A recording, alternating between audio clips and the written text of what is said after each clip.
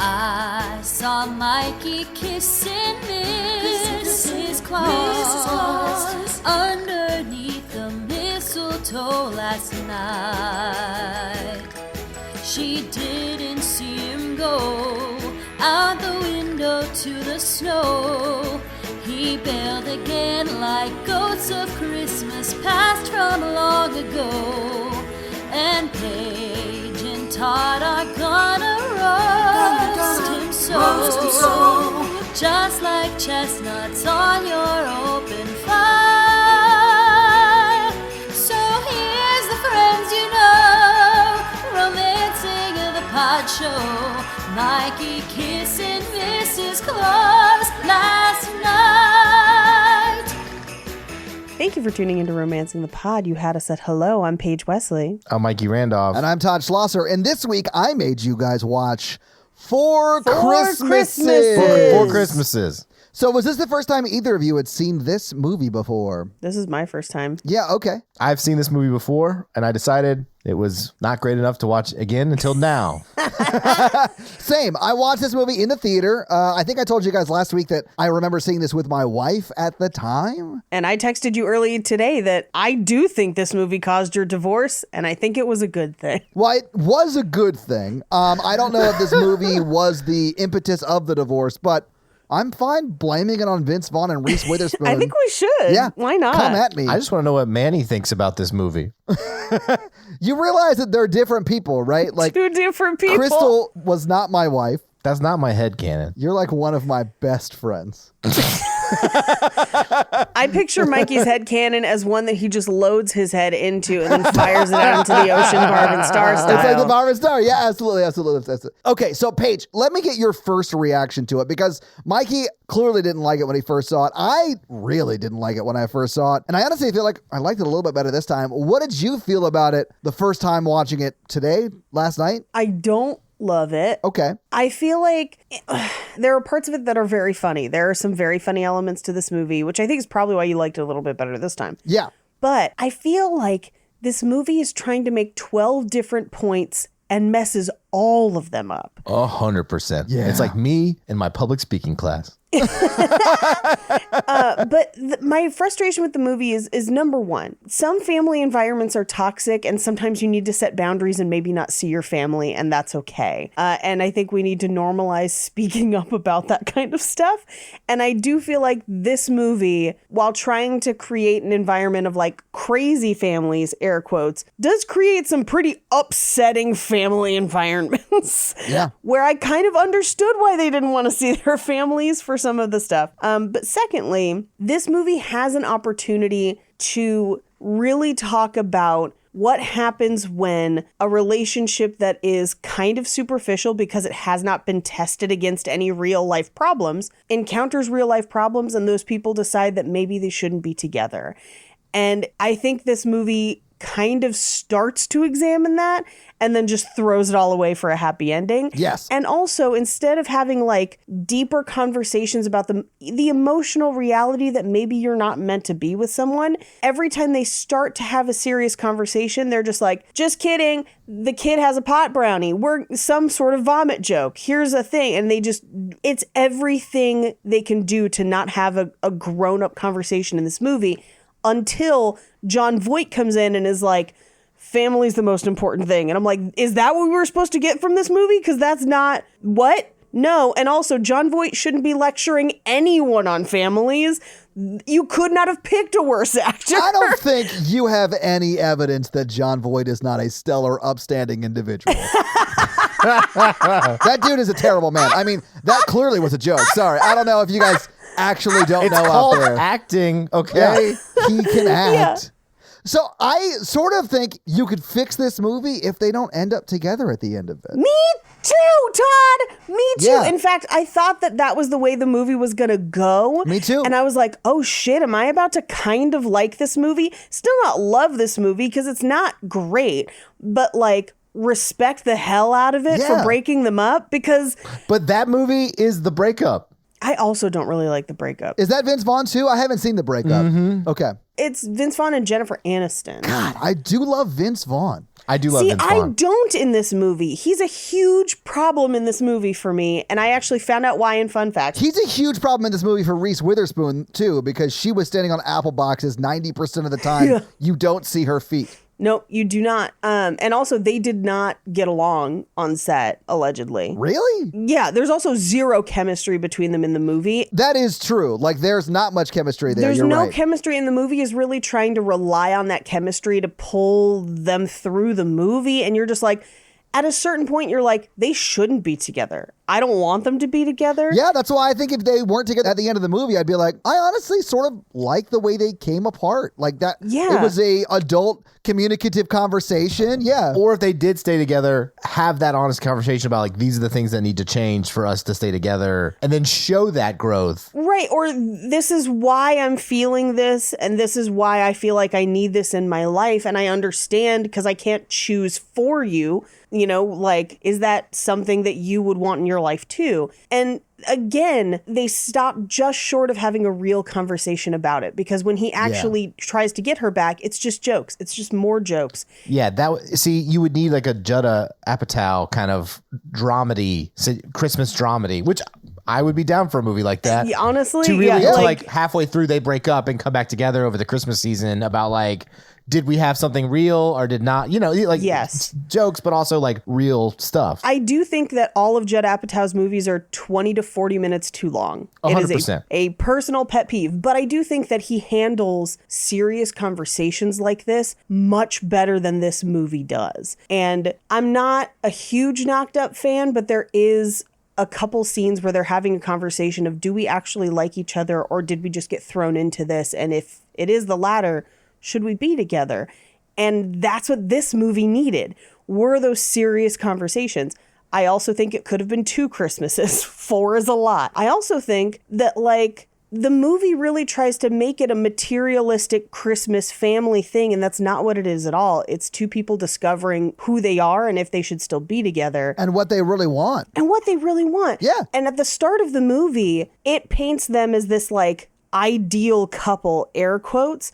But what we're seeing is 2 people being selfish and insincere for like 20 minutes. And you're just like, this is not ideal. They are clearly not investing in deeper conversations about their relationship.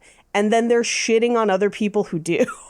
And so, like, when it looked like they were going to break up and actually do soul searching, I was like, this is better for everyone. And then they just abandon it completely. No, you have a lot of thoughts that sum up a lot of my thoughts pretty well. The one thing you left out that I will nitpick on now is this happens in a day. Yes. Oh, yeah. This is definitely like, there's no way you could fit this in a day, because it's like San Francisco, right? Because we see the bridge. Yeah. And there's no way you could drive to 4 different houses across San Francisco in a day.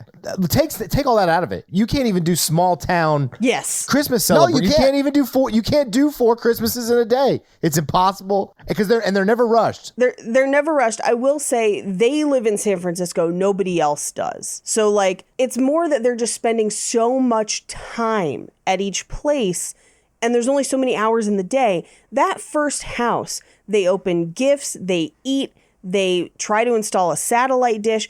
Like, conservatively, they're there for like 6 hours. Yeah. It's a huge amount of time. And then they have an equal amount of time, give or take, at every other house. Like, she's at her mom's house for like 2 or 3 hours, and then they go to church. And then they come back and go to the next house where they're there for at least a board game. So that's like 2 hours. And then finally she ends up at the final house for like another 5 hours. So, like, when are they going to sleep? Like, it's crazy. It's like a 45-hour day. Yes. But again, I think it could have been 2 Christmases. I feel like cut it down to 2. It just didn't need it. It can't be 2 Christmases and have the same story. And honestly, I feel like it would be better if it was 2 Christmases, because you don't need the whole, like, You we're from don't. broken families, so we don't want to get married. Like, that doesn't have to be the reason you don't That want to get doesn't married. have to You could be. be any other reason, like, and that would be fine, right? But I think they were just trying to force in 4 comedic type situations. Yeah, like 4 different ones. Like, they couldn't decide. But I feel like the real strength would be 2 different Christmases. They see each other's families. There's some mix up where they both promised to go, so now they're going to have to back and forth. And what we actually see is them in their family environment in touch with who they kind of really are at their core. And then that combating with the self, air quotes, that they have created in this idealized relationship that lives apart on the clouds away from everybody. Or another Yeah. take would have been like have terrible families and have them like breach the surface to be like kind of like what you're talking about of like, oh, we've covered up this trauma the whole time and we actually both Right. come from pretty traumatic families. And then they have like a very long, serious conversation about that. And they're able to like, I kind of don't want kids because I don't want to create a situation like Right. that. Not to go back to my own therapy, but I mean like that would have been more realistic. And it just didn't work as a goofy comedy to me with these weird themes. Like these Yeah. themes are too not goofy to throw around. The better non-Christmas version of this is Meet the Parents. Yeah. You know, where it's like you're learning a lot more about her and her family dynamic, and he is kind of struggling with that and where he fits in that world. And that's what we don't have, is that kind of real life discomfort. We have all this comedic craziness and then no serious grounding points in this movie. And I can explain why in fun facts. We'll get to it. Well, let's get into the movie first, and let's talk about it scene by scene, and then we'll get to fun facts. Yes, so we open on a nightclub playing a techno version of White Christmas. We meet Kent and Daphne, and I don't know what it was about them in this scene, but I instantly was like, they're married, and this is their role playing. I don't know how I called it 2.5 scenes out, but I fucking did. Did you guys realize it immediately? Yeah. I don't remember because I watched it in 2008 or whenever this movie came out, so I can't remember. But I knew going into it this time, Right. you know, and I don't know if it's because I picked up on it or it was because I remembered it. Mm-hmm. But I do like that his name is Kent and he's wearing glasses. And it's the only time he wears glasses. Clark Kent? I thought that, Yes. Yeah, I thought that was pretty funny. I also really loved this scene because like Daphne is like not feeling it. And then he like turns it on. He's like, listen here, bitch. Like he's insane. It's such an amazing I would turn. dare say this is the best part of the movie. I agree, because you kind of like them for a moment, but essentially what happens for the audience if you didn't watch the movie, they have kind of a meet cute. She shuts him down for basically being like too sensitive, too soft. Yeah. And walks away, and then he yells across the club basically like, bitch, I'm talking to you, you crazy little slut. And you're like, whoa, no one should talk to you that, like, unless you consent to it.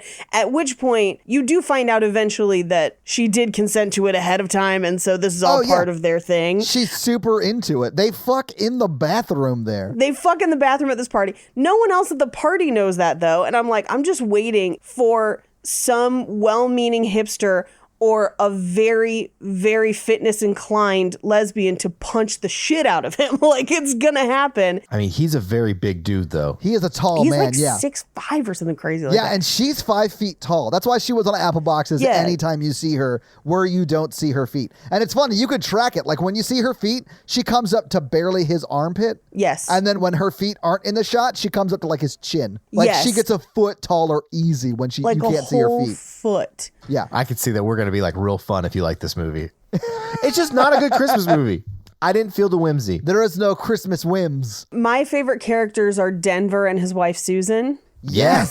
And we'll get to them. Absolutely. But I was like, I want to watch their movie. I also love Christian Chenoweth because I love Christian Chenoweth in anything, but that's unrelated. I just smile every time she's on the screen. Also, I'm like pretty sure her mom is in a cult. Kristen Chenoweth's? No, in the movie. Oh, yeah. Oh, Dwight yeah, Yoakam 100%. runs a Christian-based cult for sure in this movie. Yeah. Yeah. Anyway, so they get on the cable car, which is very pretty. San Francisco at Christmas is gorgeous. It is also still terrifying, but it is also gorgeous.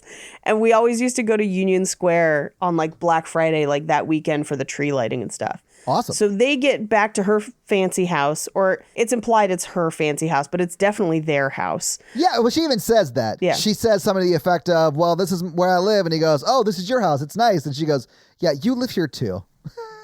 They like are in character as Kent and Daphne all the way through the bar meet scene, through the fucking in the bathroom, The whole up thing. to the front door. Like the first time you meet them as actual like quote unquote people, because I realize they're still playing characters, but Right. the characters in the movie that they actually are is when they're brushing their teeth after they've like had this weird, kinky, awesome night out. Well, and he's then giving like the whole backstory for Kent. Like he created a universe for him. Oh, he definitely had a secret. You know what I'm saying? Like he had that he did kind of have an backstory. actor secret, and it was the ninja equipment back at his house. Yes, it was. We cut to them in dance class, and they're kind of just showing off. Like they're doing the thing. I don't know if you guys know a couple like this where they're just like, we're just like so in love, and so like PDA, and we're just the most in love all the time, and you're just like, I know you fight at home because we all fight sometimes. And they're just like, what? No. And that's who they are in this You'll scene. fight too. You'll fight too. You'll fight too. It's just like Pennywise saying that. Like, I'm just saying that, like, hey, people eventually sometimes have disagreements, and that's healthy and okay. And to pretend like you don't is fucking strange. But anyway, so they're being kind of show-offy in this dance class, and the other people in the dance class are like, when's your wedding? Because they're all taking dance lessons for their wedding. yeah, which I'd imagine is common, right? It's super common. Yeah. We didn't do it because I felt like that was strange, where I'm just like, we're going to dance and have fun the way we're going to dance and have fun. And if anyone has problems with our level of dance ability, then they can shove it. I'm feeding them. I think taking a dance class with your significant other would be fun without getting married. Like, I don't think it's I weird think that they it's are just a not fun married. I think that would just be activity. a fun couples activity. Yeah. Yeah, Natalie Yeah. and I talked about doing it while we were watching this movie together. We were like, we should take dance classes. That would be fun. Yeah. Well, and that's the thing is, like, I fully respect people who just want to do it for fun. Hell yeah. Fucking do it. The people who are like, we have to waltz perfectly. I'm just like, this is a hotel ballroom. Like, calm down. Your wedding looks like all the other ones on TLC. No one is special. Just make sure the food is good and there's enough booze for people. Yeah, basic. You basic. You didn't have golden cherubs at your wedding. They told me I couldn't put tiny sunglasses on them. It was the one thing that I fought with my coordinator about. She made the wrong call. That's all I'm going to say. Well, they didn't want me getting on a ladder because of insurance. Anyway, it's not important. No, I feel that. Yeah. They're basically like, oh, we're not getting married. Being married is for plebes. Blah. And I'm like, hey, get married or don't. I don't give a shit. It's your life. Do what you want to do. But let other people do their other thing. Yeah, I thought the scene was so funny because they're like, no, we're not going to get married. Who would want to get married? Being married's stupid. It's fine if you want to do it. I was like, Right. you just talk shit about how being married was terrible. Like, here's the thing. Get married or don't. I do not care. But I always think it's weird when people who live like married people are like, being married is terrible. I'm like, it's a piece of paper that wouldn't change anything about the way you live. Other than that, you can more easily visit each other in the hospital and insurance is better. Yeah. Like, what are you doing?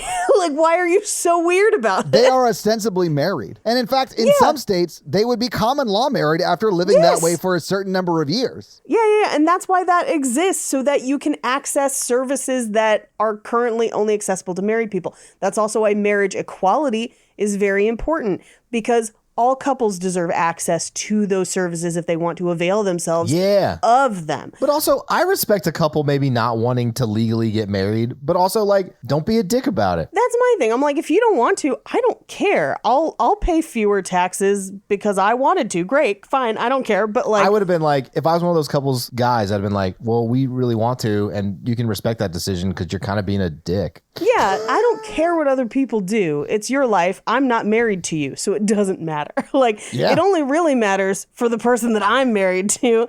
But don't be a dick about it. I'm only like that, like, if you're drinking Diet Pepsi. Diet Pepsi's disgusting. Yeah, I don't understand anyone who likes Diet Pepsi. Yeah. And if you're doing that, you're wrong. Yeah. To quote Adam DeMamp from Workaholics, if you don't want to date me, that's fine, but you're wrong and I hate you. Yeah, but that is true.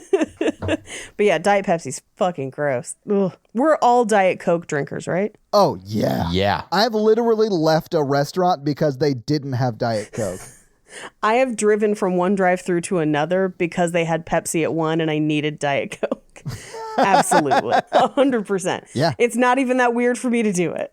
No. My father at a very fancy restaurant one time that was serving Diet Pepsi, because they always do that, is Diet Pepsi okay? And my dad just went, no, and then ordered a beer or something else, where he was just like, abandoned soda completely. Oh, yeah, I do it all the time. I'll be like, no, just give me a water. Well, he had a boss one time where he was like, is Diet Pepsi okay? No, but his boss went to the restaurant so often and was like, would have like big dinner parties or whatever, that they kept Coke for him in the fridge in the back. That's so that they amazing. didn't even have to ask him if Diet Pepsi was okay. That's amazing. That's the level of famous I want to get to. Yeah, me too. Where people just have Diet Coke on hand. Just Lucy's? Like just Diet Coke's Lucy's. loose? Oh. Anyway, they go to their company Christmas party, and their other coworkers are all kind of like, yeah, we're doing this terrible thing. Like, I'm picking up 13 different people from the airport. He thinks his 4-year-old's the next Beyonce. I love that guy. And it's I can't remember his name in Reno 911, but you would recognize him from Reno 911. And he is so good. He is also one of my favorite lines in the movie Black Dynamite, where Black Dynamite is like, we got to get rid of the people who are selling drugs in this community. And he just goes, but Black Dynamite, I sell drugs in the community. And he says it with an exact cadence. I love it every time. And the other guy is literally Kevin from the office. Office. Yeah. And it was weird Yeah. to hear him talk in his regular voice. I was like, oh, that's not how Kevin talks. And he's vacationing in tropical Albany, which I thought was pretty fun. Yeah. I was like, I don't think that's tropical. It's not. On a couch with 7 cats, because that's a crazy amount of pets to have. Yeah. 7 would be a lot of pets in one It's house. a lot of pets. Some would call that like the definition of animal hoarding. It's like the same amount as a sled team. And like, if you don't need to get across the snow fast, I don't know why you have them. It's really an emotional tundra. I don't. I honestly don't take offense to this because I do think 7 cats is too many cats. I think 5 cats and 2 dogs. 7 animals in your home, unless that home is a Zoo? homestead farm. Yeah, they're making fun of me because I have 7. I have 2 dogs and 5 cats. And if any one of those cats have kittens, I'm just waiting to hear Todd say, I will never financially recover from this. No, they're all fixed. That's essentially why we ended up with that many, because there was a wild colony of cats behind Natalie's mom's house, and they were doing spade, neuter, return, and she just ended up with a bunch of them. So yeah, I have a lot of animals. It's 5 cats and 2 dogs, and I love them all. How are your couches? Musty? Do you have a cot for visitors? My couches are clean because we clean them often, though. Like, we have to clean them a lot. Yeah. I have to clean my couches a lot too, but it's for different reasons. Wangam langer. They don't call it a sectional for nothing, ladies. A sectional? It's either the sex or the pad thai that I spilt all over it. Nope, it's definitely the pad thai. Pad Thai's pretty much peanut butter pasta, and I'm here for that. And it's spicy. I love all of these things. Yeah, it's so good. So if you want to enjoy Mikey's spicy couch, ladies, order him some pad Spicy Thai. couch. And just like me, my couch doesn't pull out.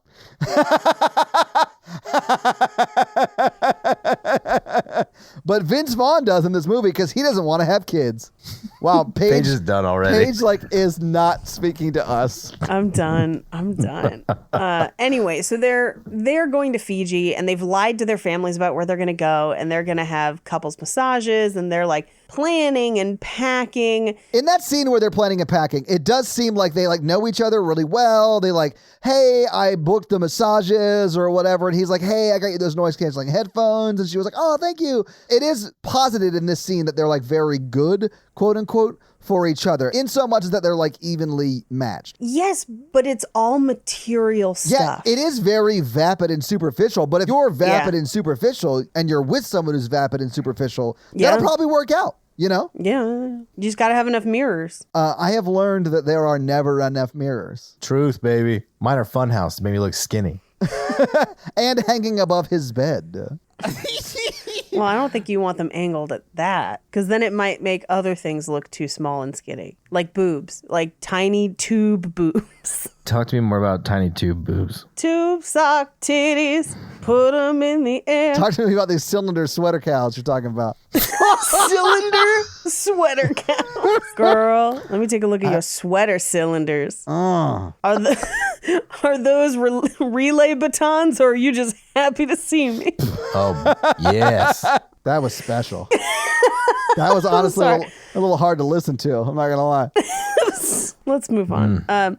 He does do a wildly racist Burmese impersonation into the phone when trying to lie to his parents. Unless that really does mean Merry Christmas in Burmese, but I suspect not. Oh, yeah, I assumed it wasn't. The subtitles just said fake Burmese accent. So I'm guessing it is an offensive joke. It honestly sounded like Mike Myers in Wayne's World when they're ordering Chinese food. Yes. It sounded like that to me, which is also probably offensive, you know? Yeah, a little bit. Yeah. I just guess. assumed because it was like 90s and everything was. And like she asks if he learned Merry Christmas in Burmese, and he's like, no, of course not. So we find out that they've given different stories to different families, and they go to the airport, and there's a ton of fog over the bay, which grounds all the flights. Yes. So they are going to get out on the next flight, but it's the next morning. But unfortunately, KTVU Fox 2 is on the scene to interview them. I love this because they straight up don't ask them if they want to be on camera. And you would have to ask and sign a release. No, I know. But in the movie, they do straight up ambush them. Yeah, they do. I've never signed a release when I've been on the news. If you're in public spaces, they don't have to, I think. Well, they've come and like interviewed me at the office and stuff. I guess you just like verbally agree. Yeah, are you like sitting down for the interview? Like, Yeah. Like mic'd up and everything. I have never been on camera without signing a release.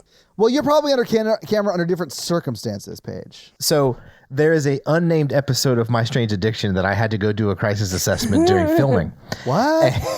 Yes, because the person had become suicidal in the course of the episode. What? And they wanted me to sign a release so they Yeah. could film the whole thing that I did. And I was like, this is a trap. This is how I get fired.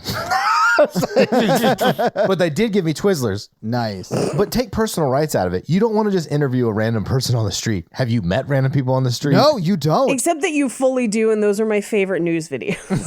Because that's how you get, this is an ancient leprechaun flute passed down. Like, that's how you get that level of madness, is just by walking up to people and shoving a microphone in their face. But it can be exploitative, so you need to be careful. But you don't want to go live at 5 o'clock with somebody you haven't vetted. No. Because especially if I'm missing a flight, I would turn around and be like, these motherfuckers. Yeah, whenever there's a big holdup like that at LAX, the news always does go there, but they will go up to you and be like, hey, would you like to be on the news? Okay, great. I'm so-and-so. Here's, what we're doing. You can't swear, whatever. Okay, live.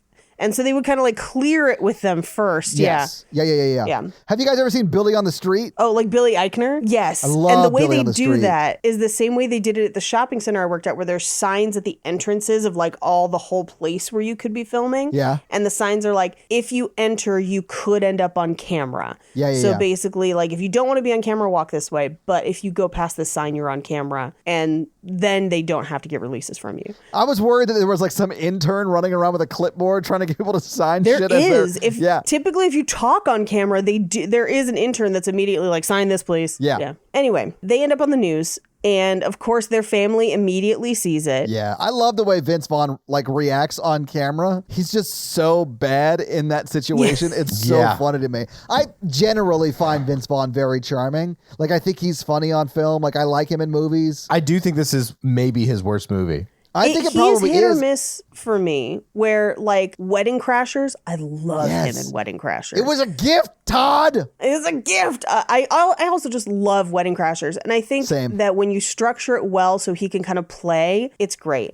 Yeah. But what I think people do is they're like, well, it's Vince Vaughn, just let him talk, let him improv, and then they don't have a good editing hand with it, or they don't guide him well. He really gets on my nerves. Oh, yeah. So it's hit or miss. I do love his reaction to the camera, though, where he's Yeah. just like, And then this is we take the trips, we plan the trips.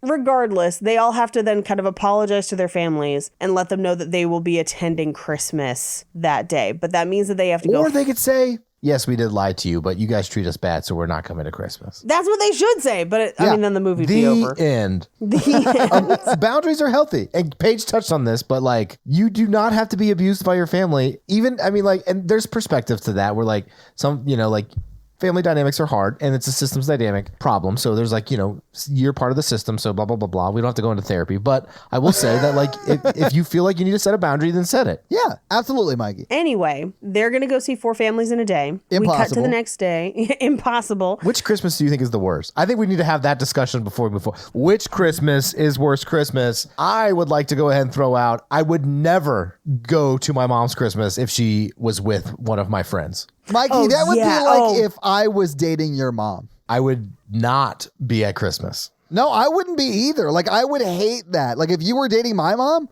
I would not go. vice versa. Yeah. Yeah. And they pull a switcheroo on you in the movie where it seems very calm. She seems very friendly. And so at first you're like, this is a good one. This is great. Yeah. And then you meet the stepdad and you're like, oh no. No, no, no, no, no, no, no. Yeah. Hard pass. Okay, so yeah, I think that's the worst. What do you think would be the most fun? I think for me, it would be Reese's mother's house because Yeah. it would be fun for me. It would not be, I mean, it's clearly not fun for Reese, but I'm just there hanging out with a bunch of women who are like super attentive and want to show me baby photos of my girlfriend. I'm down for that. To me, that seems more like my traditional Christmas of just like a bunch of, middle America white people like going to church and like looking at photo albums kind of deal. Like no one came out and was like, I'm going to break your arm on the floor. Yeah, I didn't get suplexed at this Christmas, so it was better. That's probably second to the mom dating the childhood friend. That's my worst. Yeah, is yeah. that one. Well, that makes sense because you're like a stand-in for Reese, I guess, So like that makes Well, sense. just in general, a Christmas that has no presents, doesn't seem to have much food, and they just fat shame her constantly. Oh my God, yes. Oh, yeah. Like yeah. that sounds and there's a bunch of kids in a bounce house that are just uncontrolled. Which I am here for it. I would have gone in that bounce house and I would have beat some ass. Surprise, surprise, Mikey fighting children. No, I wouldn't fight, but like I can bounce kids pretty damn high in a trampoline type situation. That's true. The last Christmas, the one at John Voight's house, although in real life would probably be terrifying, but as depicted in this film, seems very nice. Yeah. But honestly, I kind of like the first one because I want to hang out with Susan. She's making the most disgusting casserole I've ever seen, and just like, yeah, you can flick my nipples if you want. What's your deal? I'm just eating Doritos this whole time, and I'm like, you and me are going to be friends. Yeah. We're going to be the best friends at this Christmas party. I do love that they're also at his mother's house later, and like we Yes. get to see them again because I do really love Jon Favreau, and Yeah. he's great in both of those scenes. It's so good. Yeah. So they're in the car. They drive up to his dad's house. This is their first Christmas. It looks kind of farmy. It's clearly East Bay Canyon. They actually filmed in San Francisco. Yeah, clearly. They're actually, most of the houses around it look like this one specifically looks like it's right off Sonoma Canyon. The bigger houses could have been Atherton, San Jose, etc., but they could also be Los Angeles because it looks a lot like it.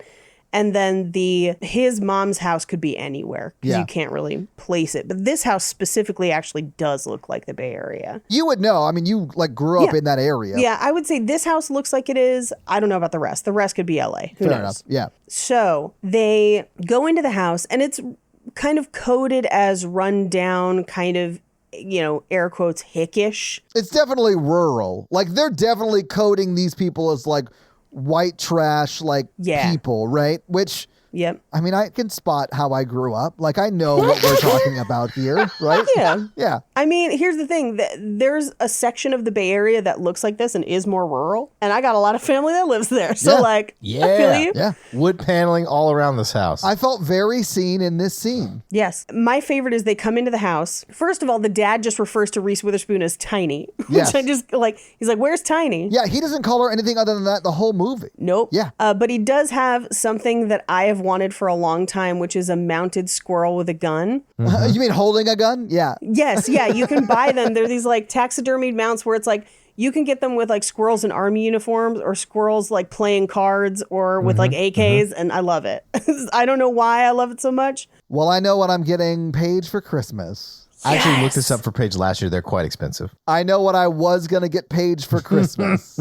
Paige has an unnatural love for taxidermy, and taxidermy is pricey. But anyway, so they come into the house, and he's almost immediately tackled by Jon Favreau, who has like a UFC mohawk and like tribal tats and jeans. Well, I guess at the time these jeans would have been actually pretty fashionable. But they were like affliction jeans. yeah, exactly. Yeah. They're affliction jeans. He is like flashy Joe Rogan, and it is like Oh, madness. And they do some like trick of the eye to make him look, because he is shorter than Vince Vaughn, but they Yes. make him look way shorter, like to imply that he and the other brother are very small, but still just wreck Vince Vaughn this whole movie. Yeah, they're powerhouses. But mainly because they're UFC, like They're semi-professional UFC. They're in backyard UFC, They're where backyard if you UFC, die, yeah. they just like get some lie and don't talk about it. We also find out that Vince Vaughn's actual name is Orlando because Yes. they were all named after the cities in which they were conceived. So Orlando, Denver, Dallas, and then he changed his name to Brad. And then Susan comes in, bright, shining beacon of light in this movie. And just says, any hors d'oeuvres for anybody? which is hilarious because I wanted someone to correct her and then for her to say, I've only ever read that word, because that's like the bit we do on the podcast. I thought that shit was so funny though. And she presents them with crackers with spray cheese on it, which, by the way, was my family's road trip snack growing up. Me too. This movie deposits that food is You mean posits? whatever. They mean two very different things. It put it in the movie. It deposited into the movie that scene That's fair. to posit us to think that is a trashy trash snack, and that is not that bad. I will not take anyone trash talking spray cheese. It's delicious. I prefer wheat thins over Ritz, but other than Ooh, that, no. Give me a Ritz and easy cheese all day. I'm into it. But also, they have a bunch of kids there. Like, that's exactly what you would serve a bunch of kids if they were hungry. yeah. But you wouldn't call them hors d'oeuvres. Hors d'oeuvres. It's so bad. She's my favorite though. She's great because she is presented as like a redneck sort of hickey kind of person, but she is also presented as someone who like loves her life and is like enjoying it and like Having fun. She is conservatively 13 months pregnant. It's great. Pergananant. What was that Pergananant. show on HBO with the baseball guy? Eastbound and Down. Yes. She was the love interest in that show, and she knocked it out of the park every episode. She has her own show, and I want to. Oh, it was good. It was a sitcom where she's a mom. It's also really good when I've seen It's those episodes. also really good because I never got into Roseanne, but I could connect with her show of just being like, I'm exhausted. And I was just like, yes. I don't know. I really like her too. Yeah, I like her too. Something about her. It's the charisma. And the spray cheese. But yeah, when they were like spray cheese and crackers, I was like, oh my God, they got all the Bay Area things right. But apparently spray cheese and crackers is universal. It is. Because I grew up on that shit here in the South. Yeah. Jake grew up on pimento cheese and crackers. Oof. Oh, I did too. I would enjoy some Oh, of that's that a southern too. thing. Yeah. Mhm. My grandfather would make a homemade pimento cheese. It was good. So they kind of excuse themselves into the baby's room to set coats and stuff down. And she's like, I can't believe that I don't know your actual name. Like, I didn't know your name was Orlando. That seems like something you tell somebody. And he's like, well, if your name was Asshole and now it's Bob, you don't tell someone your name was Asshole. Yeah, I got the impression that he like legally changed his name to Brad. Yes. Yeah. Yeah, to Brad. Because his mom calls him Bradford. Yeah, and you should refer to someone. I mean, yeah, absolutely. Like, this is a ridiculous conversation. She does know his real name. She does. It is weird that it hasn't come up that, hey, I was actually born as Orlando. Right. And I changed my name because my name literally is the city my dad gutter pumped Gushed into my mom, Yeah. yes. So I changed it to Brad. Like, that should have come up date 3 at least. Yeah, yes. And I have a like business name and a real name. And one time was on a date with someone and they referred to me by my business name. And I realized that we had been casually seeing each other for a couple months and he did not know my actual name. And I was like, it's too late to tell him. Like, I think we just have to break up at this point. that's exactly what happened. And you do now realize, if you've listened long enough, that Paige is the only smart person on the podcast because Mikey and I don't have business names. We were not smart enough to do that. Mikey is my business name. Yeah, Mikey is his business name. No, Michael is your business name. Mikey is your play name. Oh, no. I forget sometimes because I don't know. It's been my air quotes business name for so long that I respond to it. It's basically my name. And I forget I think it was Cult Podcast where we talked about it on air, and I didn't realize that Blaine didn't know. And he was like taken aback. He was just like, who even are you? I was Yeah. like, what? Don't worry about it. Paige, I didn't know you had a stage name / and real name until I met your father. Right. And I was like, wait, hang on a second. Your last name is not? Okay. All right. I see how it is. I see how important I am to Paige, quote unquote, Wesley. air quotes Wesley. See, I'm cool with all this because I was a big professional wrestling fan. Right. Please explain that some. They don't use their real names. Oh, yeah. That makes Yeah, sense. his name Sure. isn't The Rock. It's Dwayne quotations The Rock close quotations Johnson. Yeah. But if Paige wants to be Paige, Paige is Paige the quote. Rampage Wesley. Yes. Yeah. Exactly. Wait, are you trying to tell me his name is not Stone Cold? No. Stone Cold was his father's name. His name's actually Steve Austin now. yeah. Steven. Mom. Yeah. Just Triple H referring to him as Steven in the ring to piss him off. That's one of my favorite things is when moms refer to their adult sons by their full name.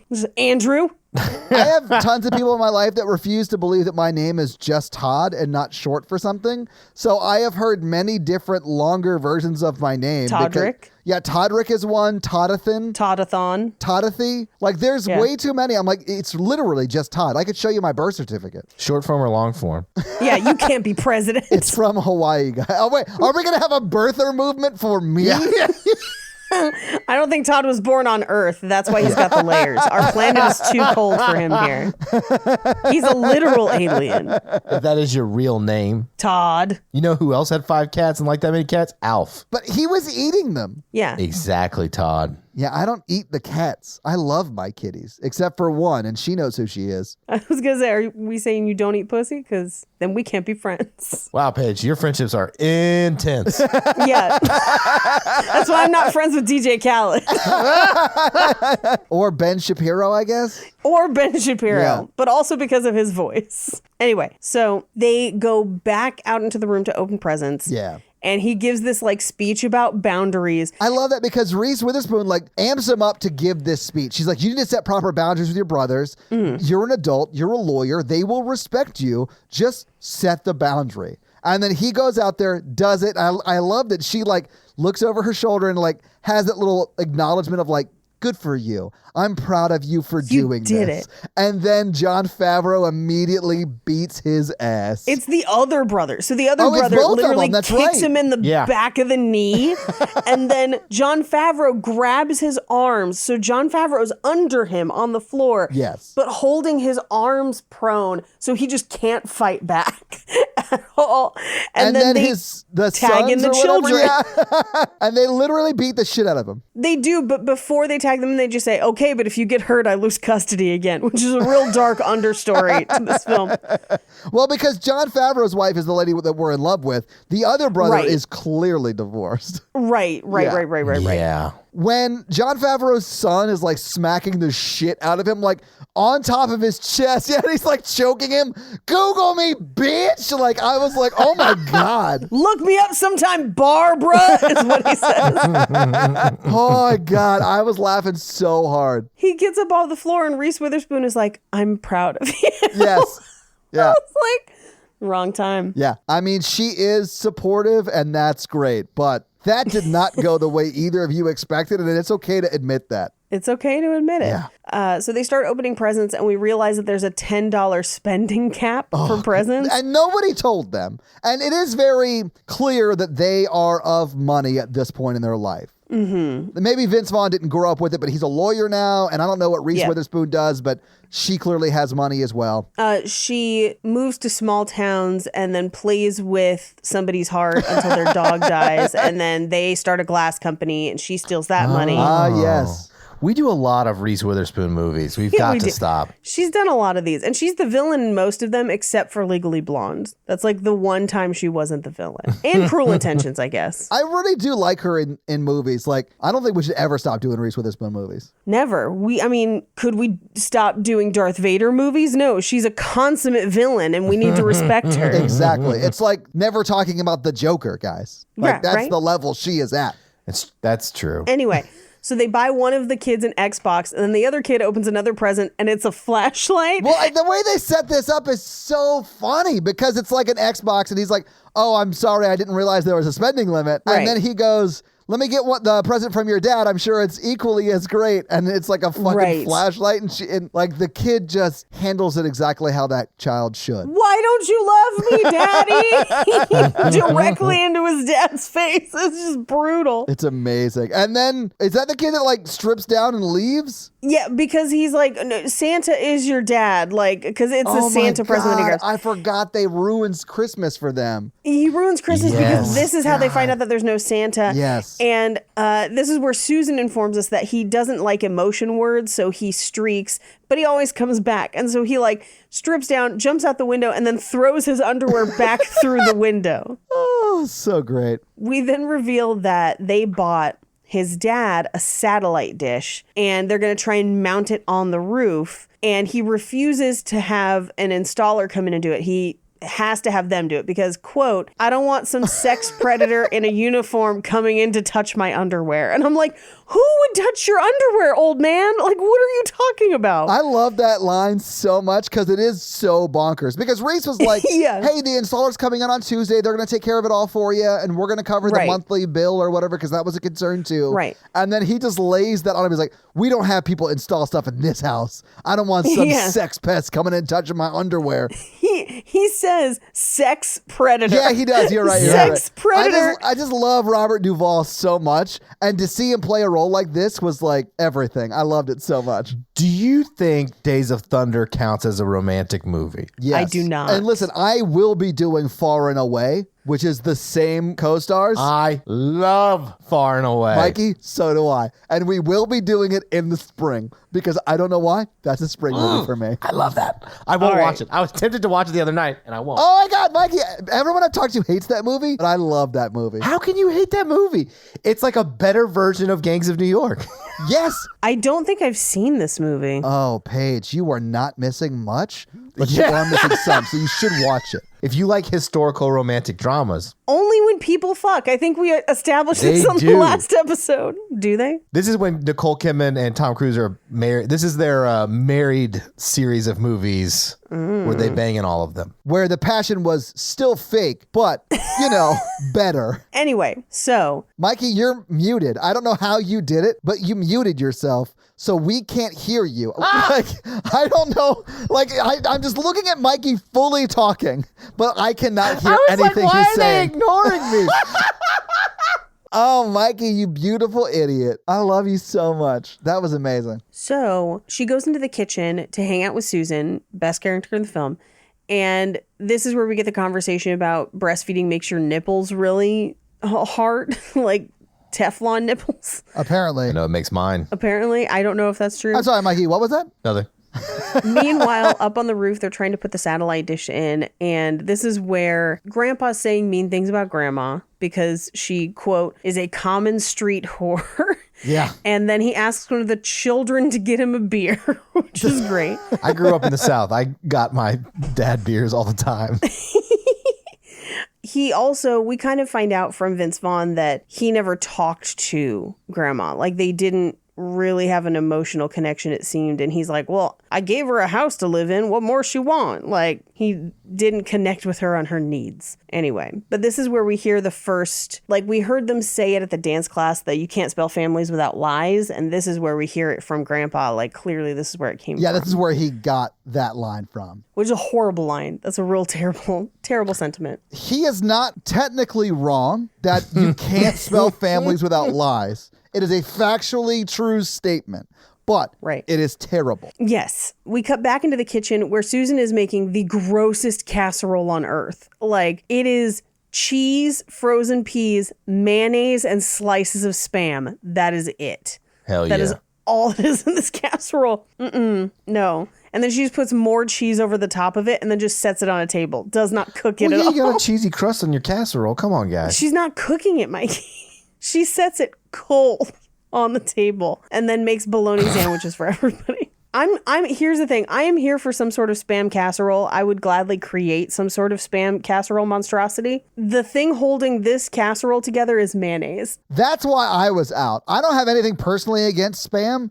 One of the things that I thought was the wildest thing about Hawaii is like spam was like Oh, everywhere. Spam sought and eggs. after. Yeah. That was probably the first time I actually had spam that I enjoyed. And like, it's Yeah, not they do it right. that bad. Yeah. So like, you have to do it right, but it can be done right.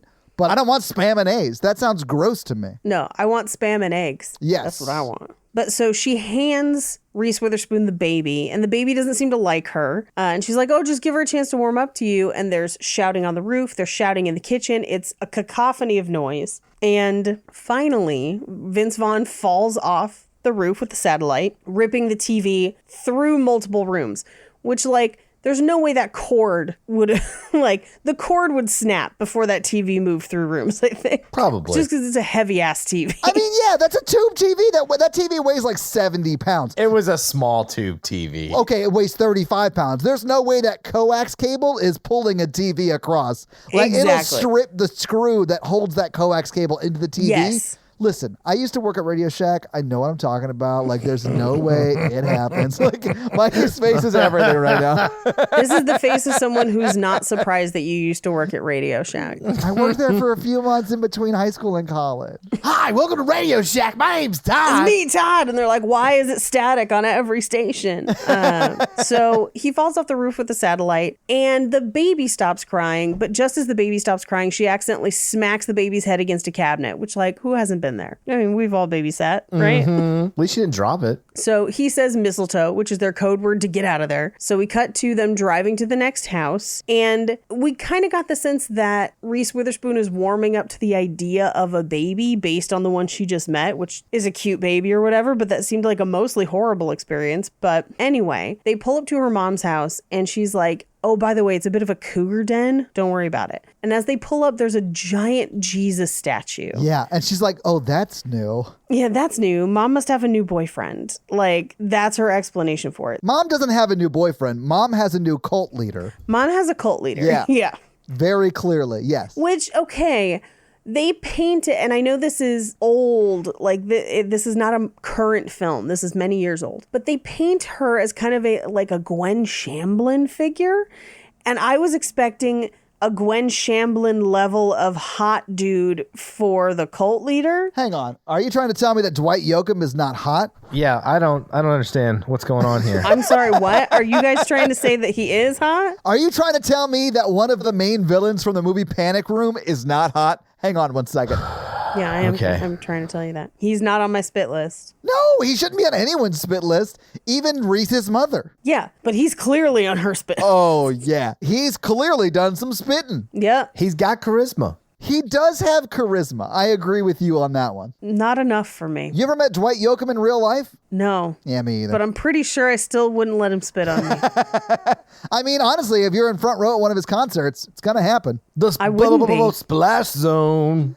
Ooh, I'll bring a tarp. It's like a Gallagher show.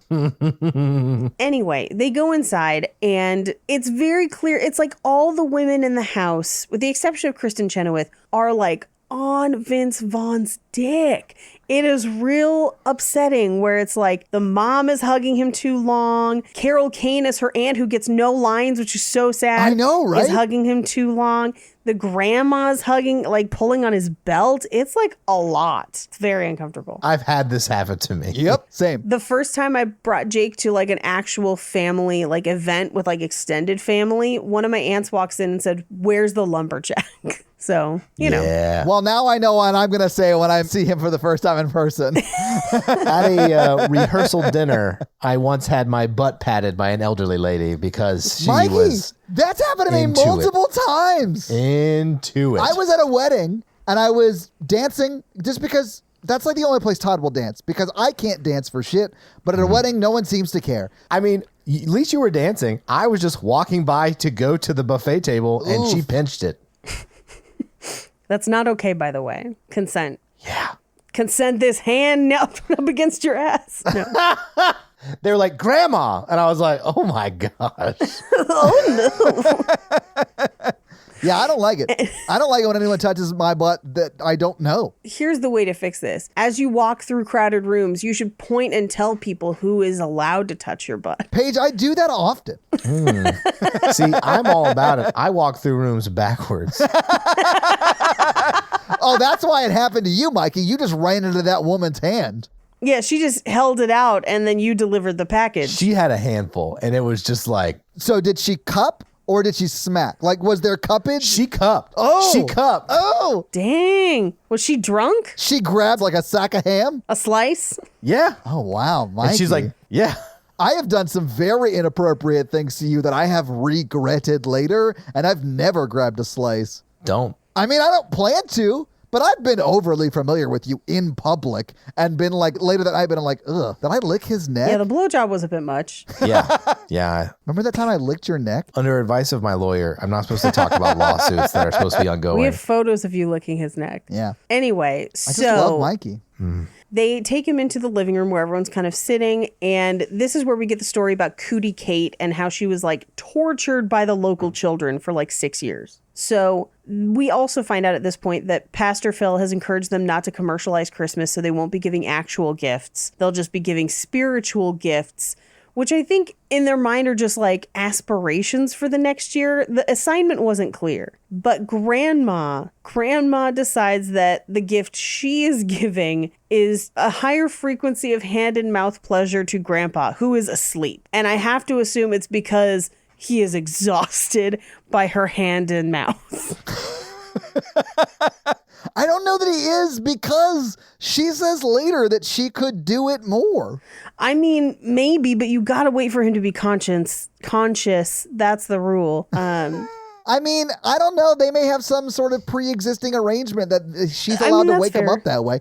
I don't know. I guess. I'm not involved in their relationship. I'm not. And Kristen Chenoweth wants to get pregnant again, so she's like speaking it into the universe. Yes. And as Reese Witherspoon is holding her baby, it spray vomits all over her. Oh my God. Which makes Vince Vaughn gag, which same. I can't do barf. I'm really bad about barf. It's not. Baby spit up is not like barf barf. It's not.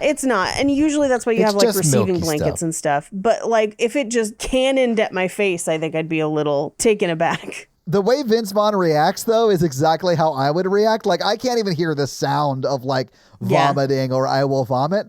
I just Yeah. loved him, like, oh, I love you, but you gotta go. Yep. And then, Yep. and then his, I'm gonna do it too. Like, it made me laugh so hard. And I think they loved that delivery so much, they literally put it at the last line of the movie. Yes, Yeah. because it's exactly the same. It is, yeah. I have been spit up on like just a little bit. The difference in this, it's like a cannon. Like it just like sprays chest, face, whole, like with some force behind it. And I think that would have sent me over the edge a little bit.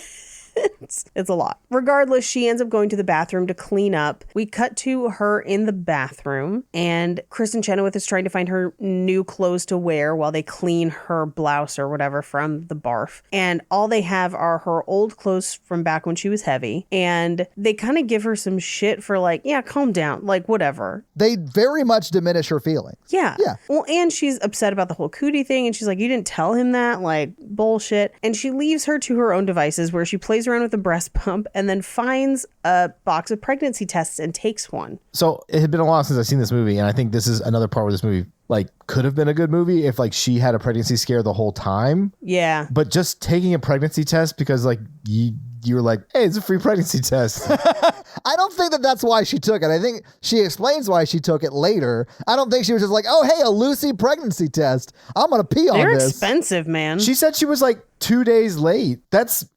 And I'm not going to speak for women. I will speak for people who have periods. 2 days ain't shit. Like 2 days, you should just be like, I should stop thinking about this. A week, absolutely. 2 weeks, definitely take that test. But Sure. like, I have been sick and missed one because I had a cold, or I've been super stressed at work and missed one. Like periods can be a little more flexible than Hollywood portrays them to be. Now, if you're somebody who is like clockwork no matter what, and it's always the same day, yeah, maybe 2 days is a little weird and you might take one, but I would say that's rare in my experience and the experiences of many of the people with periods that I know. Fair enough. I don't know. It's not something I deal with, so I have no idea. So I trust you. Well, I've been through a pregnancy scare too. Oh man, me too, Mikey. Now that I'm older, they're called pregnancy hopes. So she takes a pregnancy test, and as she's finished with it and waiting for the results, Cassie, the young girl, her niece, comes in and basically steals it. She has to like chase her out through the backyard, through the jump. And while they're doing it, in the living room, they're showing Vince Vaughn like photo albums of both her at fat camp and her with her friend in high school, who we find out later she did not perceive as gay, but it is very likely that her friend was closeted and gay during high school. And so her family is basically like, oh yeah, she's only ever dated women before you, which is not the case, but like they're kind of selling him that narrative, I guess, which is a little strange. When Reese explains that like that was just her friend, I was like, this is so wild that her family thought she was a lesbian up until Vince Vaughn. And then they never said anything to her about it. Yeah. That was wild, right? Like, and when that came up Yeah. in the movie, I was like, I don't know how to handle this. Like, I don't know if they're joking. I mean, I will say this. I did not bring very many men home until Jake. Pretty much none. From like high school to Jake, there was like nobody in between that came home to meet the family. And so I think there were suspicions about me until I brought Jake home. But I think nobody said anything about it, and they were just like, we'll figure out eventually. Like, she's eventually going to say one thing or the other, right? So it could have been something like that, where they were just like, whatever it is, we love her, so. As a kid, and still do, like, I am very open about how much I love musicals. I'm very over the top. I was one of those kids that I know people thought I may have been gay. And it just, I'm sure when I was interested in women, my dad was probably like, oh, okay, cool. That's good to know. Though this wasn't the expected outcome, but okay. Yeah. I was a little more really upset by the fat camp stuff that this movie just glosses over. Oh, that's so mean too. Like the whole, she was So at fat camp all mean. summer and only lost 3 pounds. I'm like, Yeah. this is terrible. And I've never been to a fat camp. I'm sure they actually did exist and were terrible. But like, they absolutely what the did. fuck? And I get that they're just trying to show like, this is her worst case family Christmas scenario. And like Right. the other house was Vince Vaughn's, like his dad's house was Vince Vaughn's, right? I get that. Right. But this is just like terrible. I would never go home ever if this Yeah, is my yeah. experience. Yeah. The one joke that did make me laugh was he finds a younger picture of her and he's like, is that her or is that a boy named Bjorn? And it fully looks like a Bjorn. Like whoever it is, their name should be Bjorn. Anyway, so she is getting just flat out abused by these children in the jump, and she kind of gets thrown out and then steals herself, goes back in, zips it closed, basically trapping the kids in with her. Oh man, and then she goes on full Mikey. Mikey. Yeah, Yeah. Paige, Full hell yeah. Mikey. She's body slamming kids, throwing kids around the rink. Like it's amazing. It is amazing. And then we see her niece is holding what she believes to be a magic marker in her mouth. And so she tells her that she peed on it so she can get it from her. And then she goes outside, checks the result, and then we don't see the answer. So we don't know the answer for at least another house. Right. I love that we are like delineating moments in this movie by house. Yeah.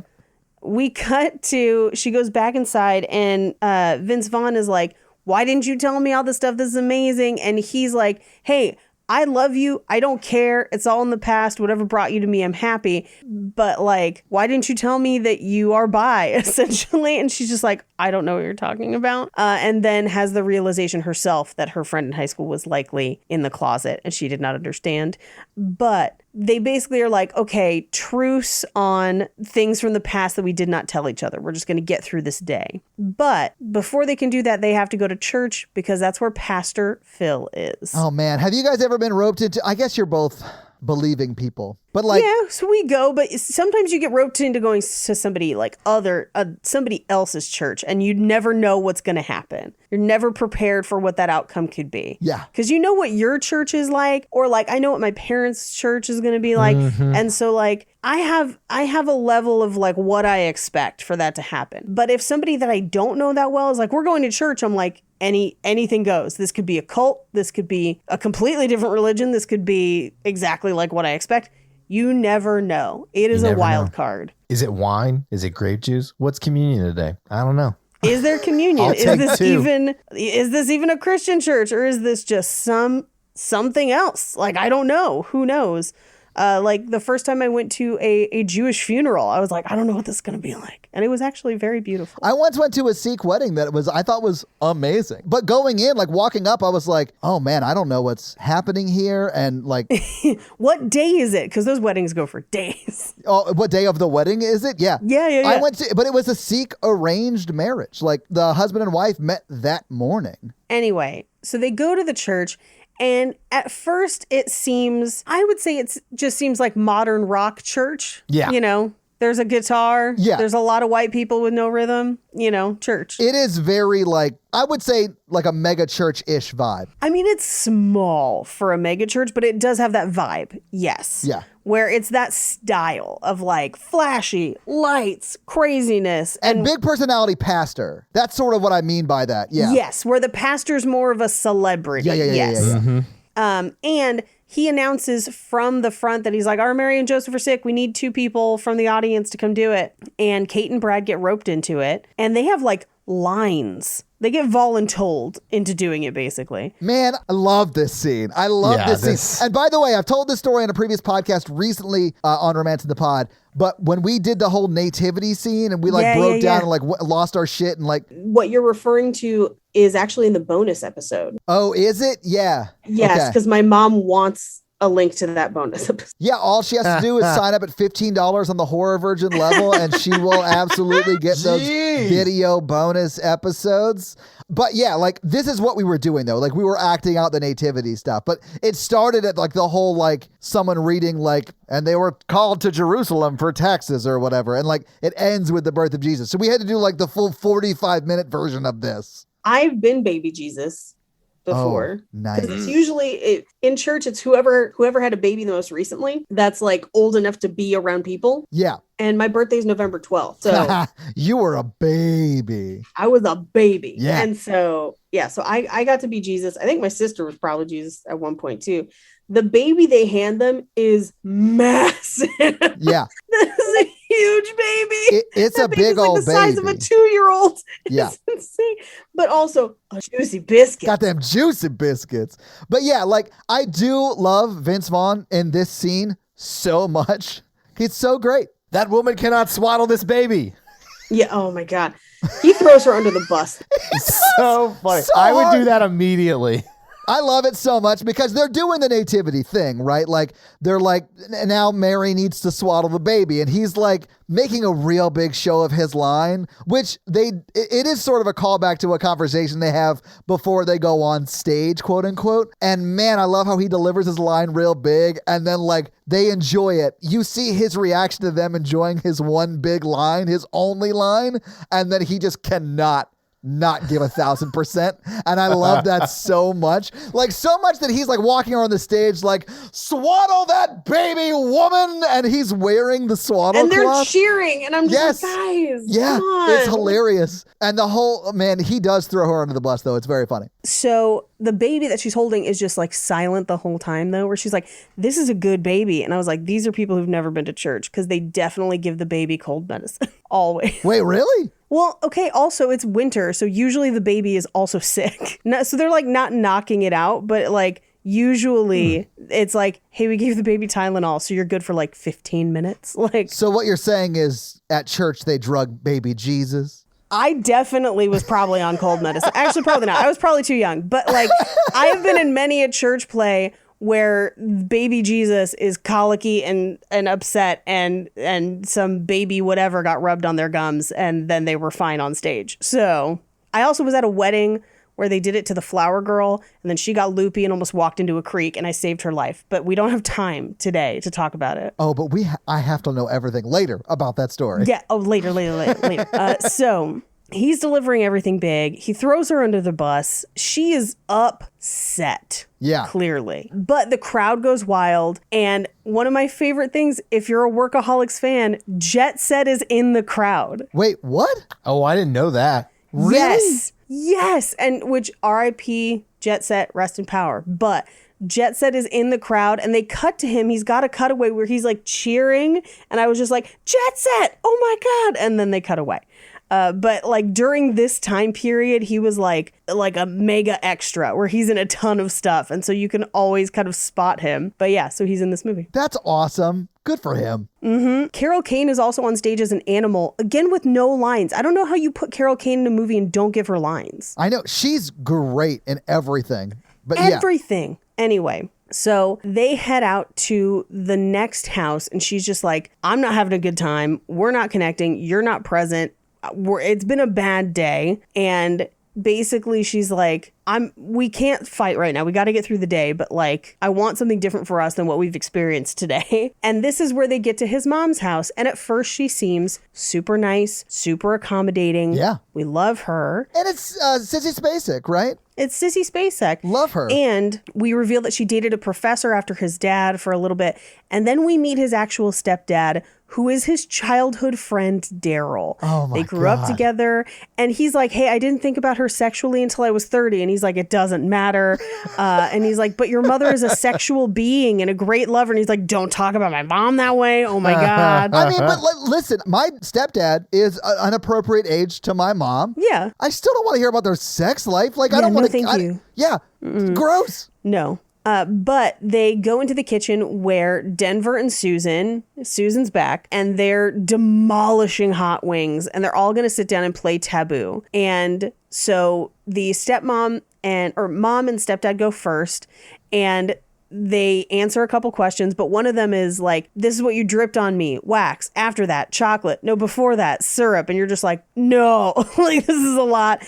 And then he just goes, way sticky, dude. Don't recommend it. Like to Vince Vaughn. You're just like, But think about what that was. They went from wax to syrup to chocolate. Like, if you're going to start with wax, don't then go to edible things. Start with edible Yes. things and then go to wax. and then go to wax. No, you're To seal absolutely it right. in, yeah. Yeah. No, but you don't want to be like, You don't want to eat wax on accident. exactly. Thank you, Paige. I got you. What I want to do is I want to put chocolate all over her body and then cover it in fondant. What you're doing is making a human cake, Mikey. And I No, think what he's doing is nailing it. But also be careful about the melting point of your candles. Colored candles the wax tends to be hotter than white candles. Just remember that one. Nicole Bayer would be very happy about that joke. Thank you. So Denver and Susan are sitting in there next, and he literally eats hot wings the entire time, never stops. And they rapid fire get 7 right in a row. And all the clues she gives him are wrong, but he still gets the right answer. It's one of my favorite things ever, where he's like, what's the capital of China? Hong Kong. And I'm like, it is not. That's Right. a completely different. Right. But she knows that that's what he thinks it is. Oh yeah, in my mind, I chose to believe that she knows the correct way to like answer those or ask Yes. those questions, but she knows that wouldn't work for him. So she has to be his level of stupid to win this game. And I love that she's that next level smart, married to this imbecile of a man. Love it. Yeah. One of my favorites was who's the only guy I'm allowed to cheat on? John Grisham. I just watched a documentary with him in it today. Is he like super handsome or something? No, he's not. He's not handsome. You know He's what I'm saying? fine, I guess. I mean, it's an unexpected pick. I don't know if this is how this happened, but I love to picture in my head that this scene was entirely improv and he just made up answers and they went with Oh, it. Where like shit. That they totally just could be. yes anded through it. I hope and pray that that's what happened. I don't know that it did, but this is probably the dry humping on the beach. It's our screensaver. Yeah. Like those, amazing. Anyway, so Reese Witherspoon and Vince Vaughn go next, and they physically cannot get one. Like they can't guess any, and his mom doesn't understand the rules of the game, so she's just buzzing the whole time. Oh yeah. And they finally get in the car to drive to their final Christmas with her dad. Yes. And she comes clean about the pregnancy test and is like, for a moment, I was hopeful. And I was like, Yeah. I didn't think I wanted kids, but maybe I do. And I kind of have to re-examine these feelings. And this is as close as this movie comes to having a grown-up conversation about this because... I honestly feel like this conversation is a pretty decent display of Yeah. like an adult conversation about serious things that would impact the future of this relationship. Absolutely. Yeah. And she she basically is like, I think where I'm at is that maybe I might want those things. And he's like, I don't. And this is our impasse, basically. Yeah, and he's like, I was honest with that up front. You said you were fine with that. In fact, you seemed like you were super on board with it. So like, Right. and I think Reese does a good job of acknowledging that in this conversation. She's Yeah. like, and I realize I'm changing the rules. Yes. And I Yeah. like that she both acknowledges that she's changing the rules, but she's being honest that like she needs to do that in order to stay in this relationship because that's something that she wants now. Well, and here's the thing. Sometimes rules change and you have to communicate that. And it doesn't always mean that the relationship changes, but sometimes it means that it does. And the key Yeah. is that you're communicating that with each other. That's the point. Exactly. And it's not necessarily always a bad thing for relationships to end in that situation, because maybe it is better for you to be with other people because that is more in line with what you want out of a relationship. And that's okay. I want kids, and that's a talk you have to have fairly early on now of like, is that something you want to do in life? I mean, like... Or like they may already have kids and do you want more? Yeah. Yeah. And that's something you have to ask pretty early on. Yeah. Are you just wasting your time? Because some people don't want to get married even. And like, or like, you know, you have to ask some of these questions. Well, and here's the thing. I think they did. And I think she's having a change of heart. And Yes. that's why she's bringing it up. Yeah. Yeah. Oh, but yeah. But I'm just saying, which is good. I'm saying it's good. Yeah, she's right to bring it up. Yeah. I also really like later in the movie, literally just a couple scenes from now, where they're like, he's like, well, you should be honest about those. And she's like, I was. And I think he was too. Everyone was honest. Yeah. But honest doesn't always mean you stay together. I think that's valid. Yeah. So she comes into the house alone. She kind of dodges some of the questions about where he is. Pastor Phil is there creeping everybody out. I don't even think he has a line, but just the He way doesn't. he's He's sitting on just that sitting couch there. is so gross to me. Love it.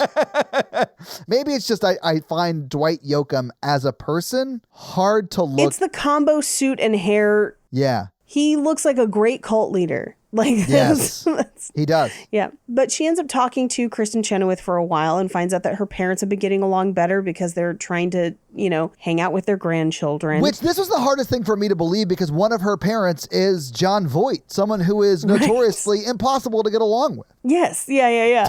We cut to Vince Vaughn has gone to his dad's house from the beginning and has kind of a conversation with his dad and tells him that basically this is what happened. We broke up over this. And his dad's like, great, you're exactly like me. It's always the one you fight with that's the most like you. So he goes inside and he walks through his childhood bedroom.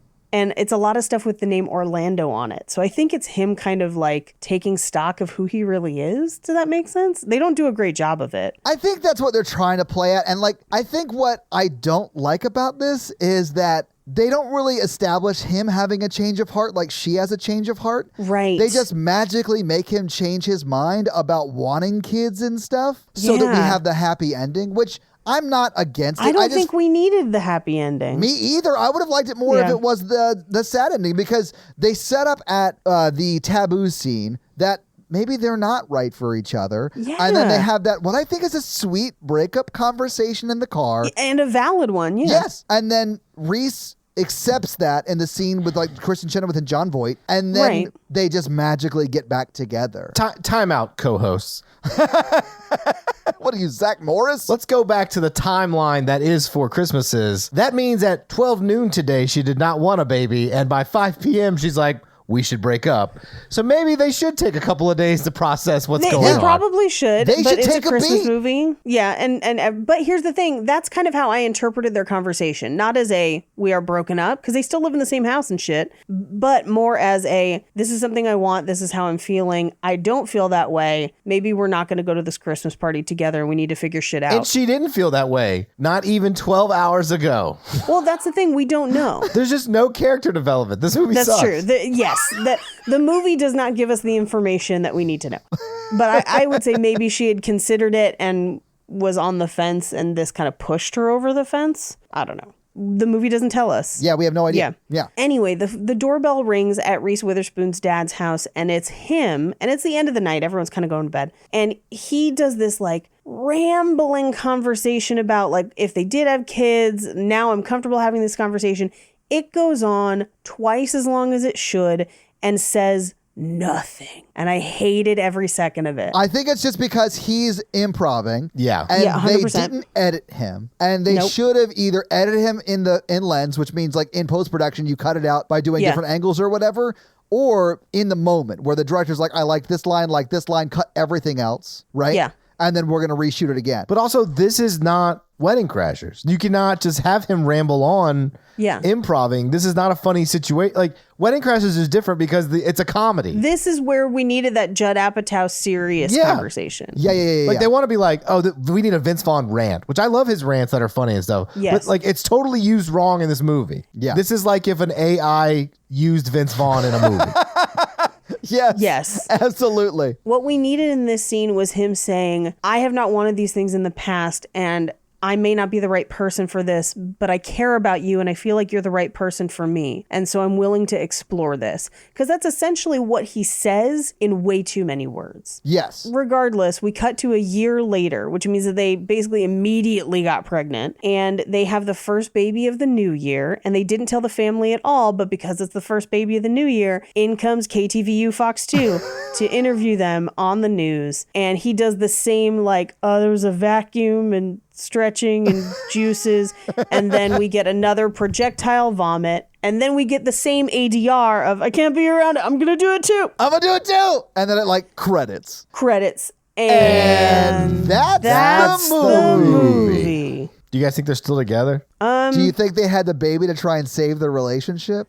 Yeah, a little. Well, he seems No, I into think that they baby impulsively though. went into that. In a fatherly way, not a Twilight way. He seems into that baby, and so I think sometimes people maybe have kids when they weren't initially planning on it, and then they end up loving those kids and being an amazing parent. Yeah. I think that's possible. Yeah. But I think that their relationship was kind of superficial to begin with, and I did not want them to get back together at the end of this movie, so I'm going to say no, they're probably not still together. But they're probably great co-parents. How about that? I agree. I agree with you. Yeah.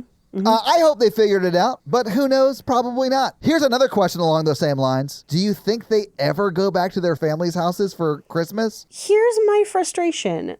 The movie paints it as if the families were the problem at Yeah. the end of the movie. Yeah. And while there are problematic elements to that to those families, I think the last house really kind of demonstrates of like this kind of idea of, hey, you are tied to these people and maybe this wasn't so bad because it made you learn about yourself. So the fact that then they go back to not talking to any of them, I was like, Yeah, why develop the characters? yeah. Like they wrote them out of their lives after this Christmas. Yes. Like to not tell them that they're about to have a new grandbaby, that's nuts. Like if I wasn't, and I am talking to all of my living parents, I would, even if I was mad at them, want them to know that I'm having a child and it's their grandchild and all of that stuff. It's wild to me Right. that they don't know, right? Yes. Yeah. And I feel like that's a strange character choice too. Yeah, it's bonkers. I mean, I really do think that they just did that because they thought up in a room late at night while they were writing the script. Wouldn't it be funny if we do a callback to the airport scene where the news camera gives them away to their family? I feel like that's the only reason they posit in that last scene that they have not talked to their family about the baby. It would have been funnier if like all the families were there for the birth of the baby and then they still lied about Christmas like 3 weeks later. Actually, that'd be very, very funny. Of like, we have relationships but we still don't want to do Christmas together. Right. Yeah. That would be funnier. You're right. But give me your final thoughts about Four Christmases. Not enough Christmas whimsy, not enough lighthearted Christmas stuff. There's no princesses in it. Yeah, it definitely left a sour taste in my Christmas mouth. Where's Santa? Yeah, this Oh, is not yeah. a movie I want to watch while I'm doing gingerbread houses. Thank you, good night. Yeah, no, I don't know that I will watch this again because the funny same. parts that I liked were fewer and far between. And so I feel like I'm going to have to get pretty far down the Christmas list before I watch. Yeah, it'll be at least 4 Christmases before I watch this again. Yeah, I'd watch the 2 that we've already watched this month again before I'd watch this. In fact, I made Andrea Gazzetta watch A Princess for Christmas on Thanksgiving. And then on Black Friday, when she came over to make candy, I made her watch the night before Christmas. Which means back-to-back days you made her watch those. I watched The Night Before Christmas already again too. Fucking Sir Cole, man. That motherfucker is Cole. a Christmas hero. Bread ornaments forever. I still wake up at night screaming because his name is just straight up Circle. Yeah, like time. It's Yeah. cyclical. Oh, I get it now. If they don't make a sequel to that movie, I will write the sequel to that movie for you, Mikey, if they don't make one. I'll direct it. Like, listen, I know the president of Pull Tight Theater here in town, our local community theater, and if Paige writes it, I bet they'd let me direct it. That'd be actually really, really funny to do on stage. Yeah, that's what I mean. Like an on stage. I just want to actually see a really like funny I want idea. to see like an on stage version of the scene where he gets sent forward in time, where it's Yeah. like Oh, the yeah. old lady in the woods with the medallion. You're going to have to get creative with sets, maybe some scrims. Oh my god! It really is just like a light with like a disco ball, like Yes. spinning, and then like fog machines. I want it to look as good bad as the school that did Alien for Oh my their spring God. play. Yes. oh yes, Yes. Anyway, Yes. anyway. Paige, do you have any fun facts for us? I do. I don't have a ton of money fun facts, although their house in San Francisco is worth at least $5 million. So what they are the dick? Are you very serious? moneyed.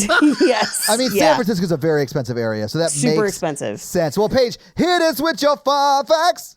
Christmas Movie fun facts. This movie started production during the 2007-2008 Writers Guild of America strike. That makes sense, actually.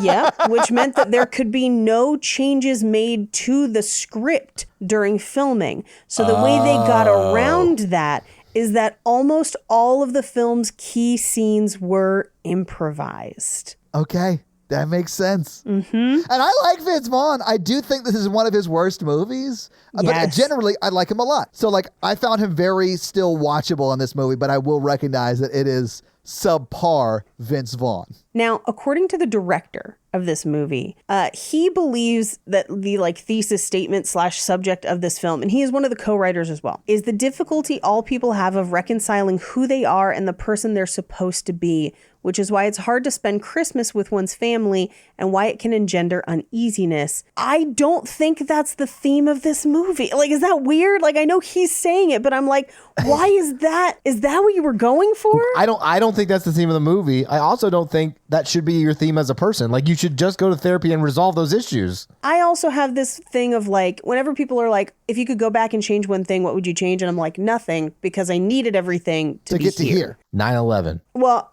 okay, maybe I didn't need 9/11, but like, who knows? Anyway, so like, You know who needed 9/11? Pierce Brosnan. Robert Pattinson. Pattinson. But it's this idea of like, all of those things made you who you are, and so to get rid of them, in a way, for me, doesn't jive with me being who I am as a person. And so I think the idea of like going home and seeing your childhood self and that being problematic, I could understand if you had a very abusive childhood or a troubled childhood, or Yeah. if you are now living out an identity that you always felt inside that you could not express as a child. I think those things could kind of give into a story like what the director's positing here, but like, Yeah, but if you're in an emotionally abusive relationship with your family, you shouldn't go. you probably shouldn't go. Yeah, I feel like that's not the story he put in this movie. And so I thought it was really weird that he said it. Right, and if your family is like treating you of like someone else, then you're not like Right. something's wrong Yes. with your relationship. Not something's wrong. I'm just saying your relationship might not be the healthiest with your family. Right. Whatever. I'm moving on. I don't like this movie. No, I know. That's not a fun fact. That's a furious fact. So there were rumors at the time that Reese Witherspoon and Vince Vaughn didn't get along, and there is no chemistry in this movie. I find that rumor very easy to believe. I posit that they hooked up and then they did not like it. She was still married to Ryan Phillippe at the time, so I don't think so. So that checks out. No. I don't know. The rumor is still a rumor. No one confirmed it. But after the rumors came out, he did not go to promote the film. So, like, he didn't do any press junkets or anything for the film because of those rumors. Or he watched it. Yeah, or he watched it. But a number of stories leaked to the press about tension on the set. So, supposedly their personalities clashed, and it was the Daily News was reporting most of it. So, take from that what you will. I don't know anything about the Daily News. Is that like not a reputable source? I have no idea. It's kind of a gossipy. Okay. Anyway, so apparently he would show up to the set in the morning hungover, like he just came from a night out, and she's arriving early, camera ready. They just like, Yeah. they weren't a good fit. Sort of like in the movie, like their relationship, they're not really a good fit. Yeah, well, and so she apparently wanted to keep her lines and didn't want to improv, which is a huge thing. So he improved, but apparently it got so bad that they actually had to cut a scene from the film where they had sex. So like that sex scene earlier in the movie was supposed to go on a lot longer than it does. Well, they don't really even show the sex part of the sex scene. It just shows them Yeah. like in sort of an intimate type embrace in the bathroom of that club. But we don't really see anything. There's nothing really going on there. So the house that they film at for his dad's house was actually built from scratch in Southern California. So it is Southern California. That's funny. Yeah. But they But did technically, all houses are built from scratch. That's true. But this one had nothing inside it. They had just built the exterior so they could all stand on the roof.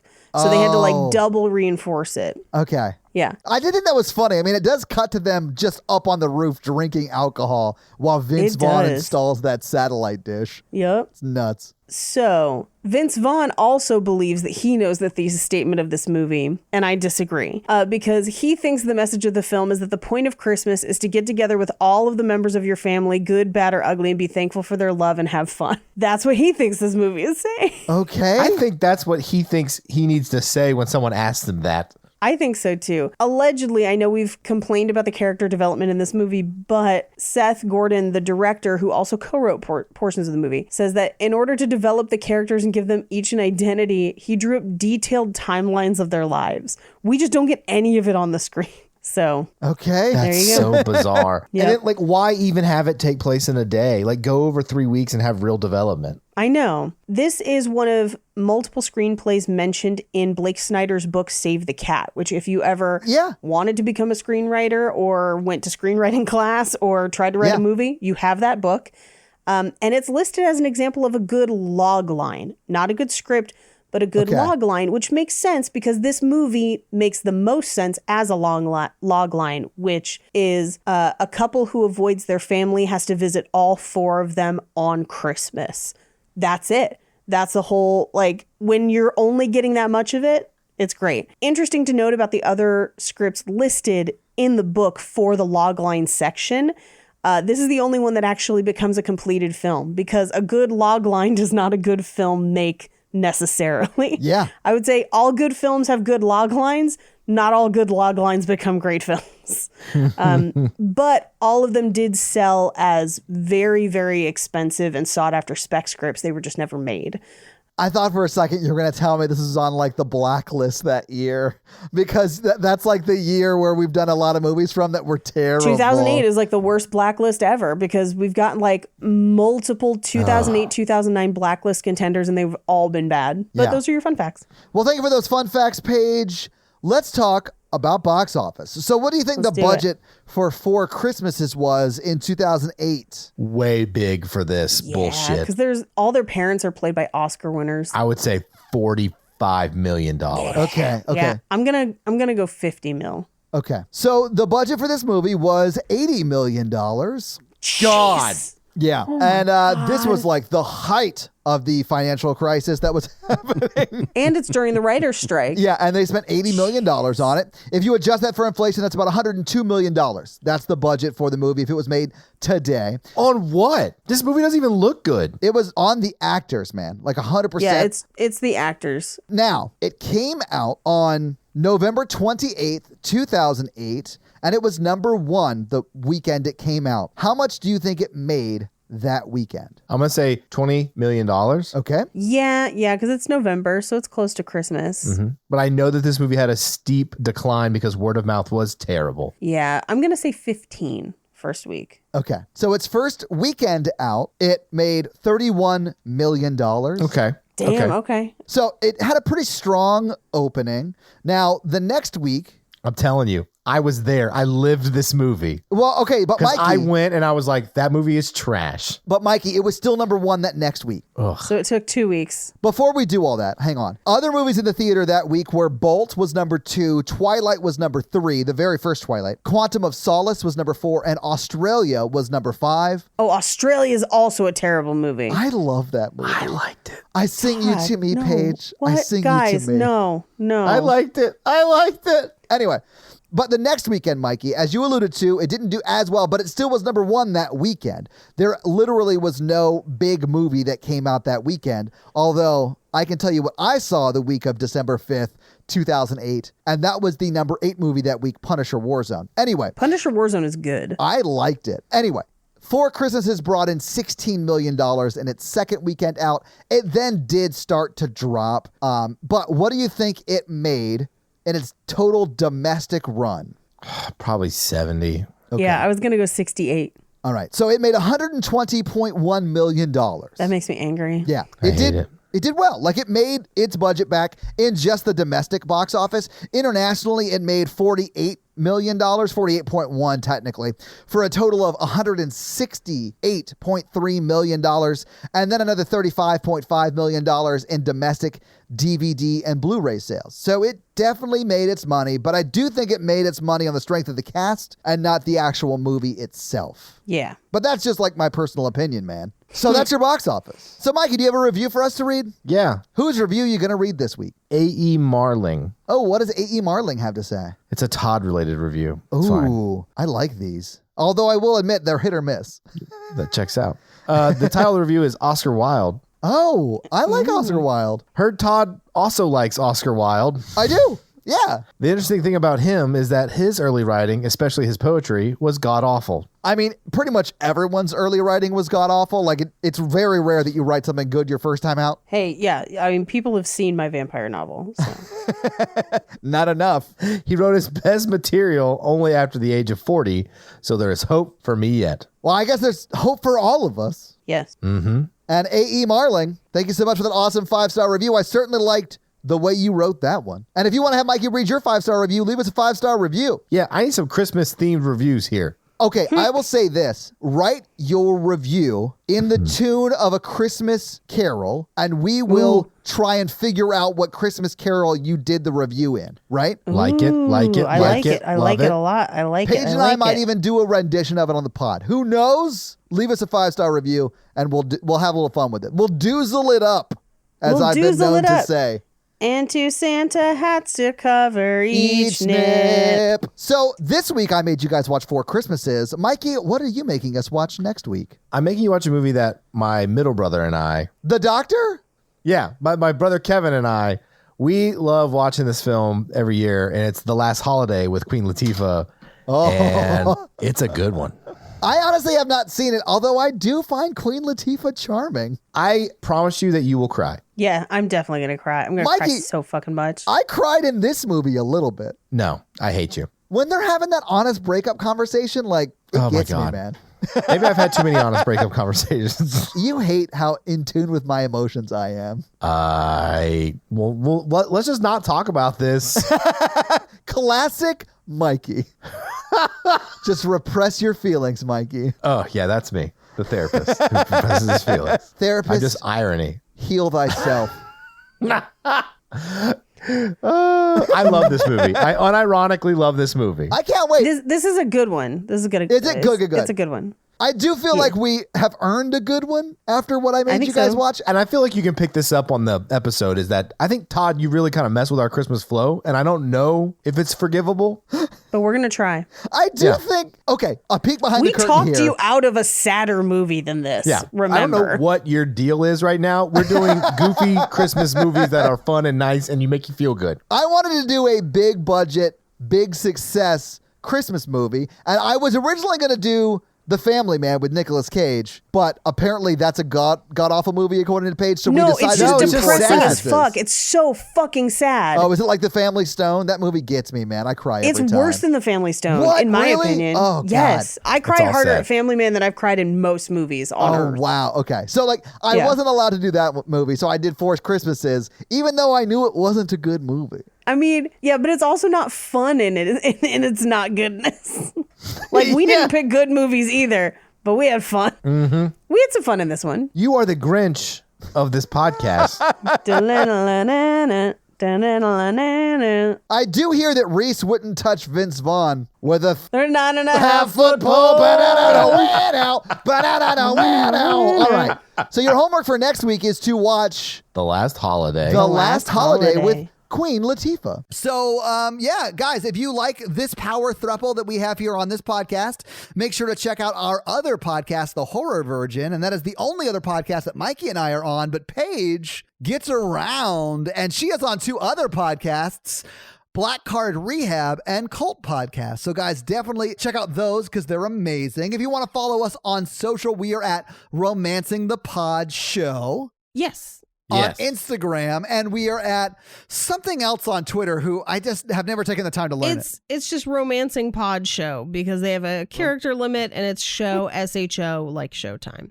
So guys, check that out as well. And if you want to follow us all individually, Paige is at Rampage Wesley everywhere, including TikTok, except for Twitter, where she is at Paige Wesley. Mikey is at M Randolph 24, and I am at Todd J Awesome everywhere. And guys, we got a P.O. box. So if you want to send us some love letters or whatever you might send to a P.O. box, it's actually not a P.O. box. It's like a regular street address. It's pretty awesome. It's 6688 Nolensville Road, number 108-34, Brentwood, Tennessee 37027. So send us some stuff. Yeah. And that's going to be it for us, you guys. I'm Paige. I'm Mikey. And I'm Todd. And you complete us. To completion. Toodle pip. You're my heroine, fucker. Pierce Brosnan knew, and he did it anyway. Know. He did know. And if you don't agree with me, you can hang my jingle balls. Bye! Grinchy nerds. Did you guys see that Facebook post where that person was like, I am usually a Grinch, and I am on my couch right now watching a Christmas movie with my dog and cat, and I bought Christmas decorations. She was watching A Princess for Christmas, and I was love like, it. you're about to go back to being a Grinch, but don't worry about it. It's That fine. made me so happy. Anyway, bye! Yeah. Bye. Bye.